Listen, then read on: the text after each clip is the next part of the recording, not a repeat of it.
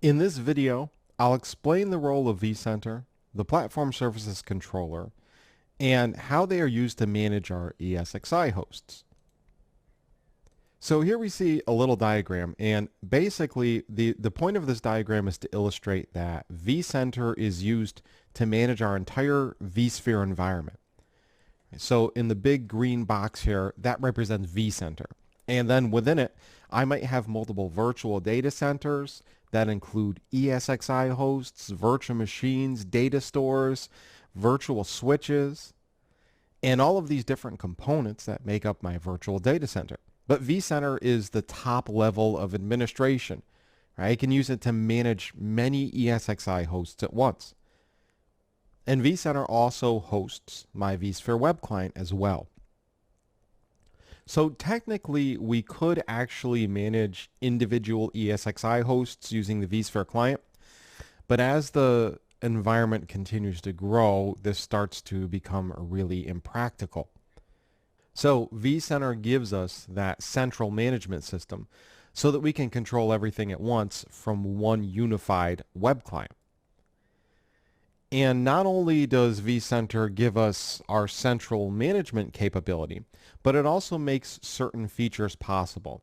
You can't do vMotion, storage vMotion, high availability, fault tolerance, DRS, storage DRS, and many other features require Vcenter to be available.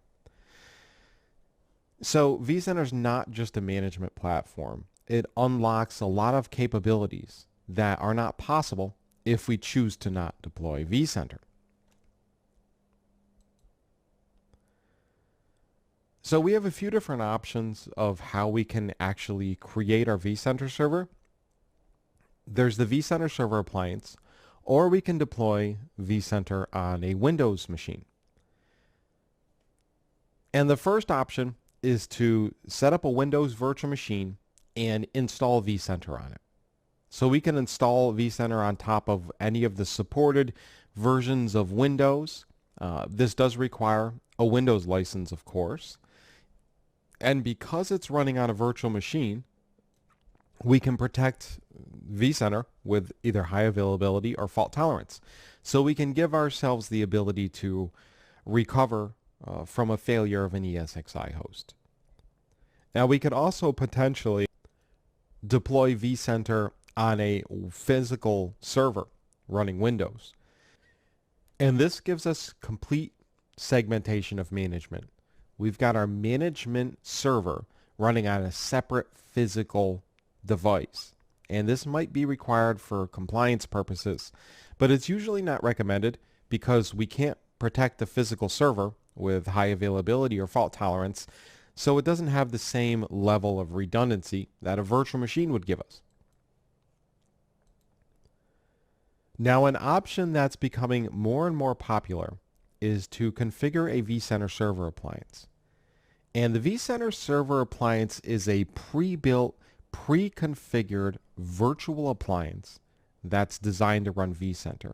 Basically, you download it, you import it to run on an ESXi host, and you immediately have a complete Vcenter configuration that's very easy to install, very easy to upgrade, and it's a virtual machine that can be protected with high availability or fault tolerance.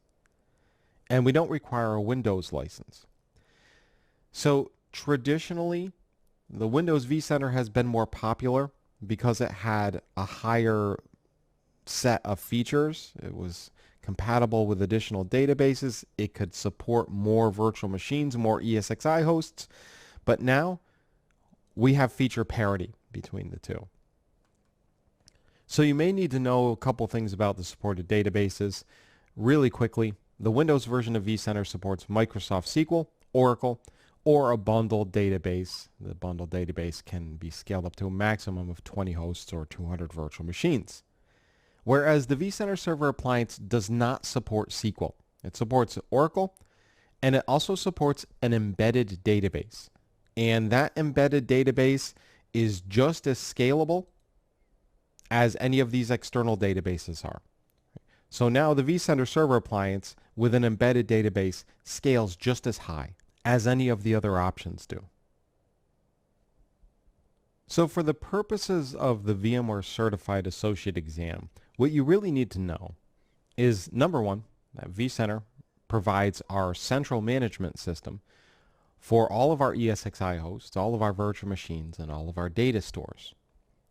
You also need to know that vCenter is required for certain features like high availability, fault tolerance, distributed resource scheduler. And you need to understand that it's used to manage our physical ESXi hosts. So those are the actual hosts that my virtual machine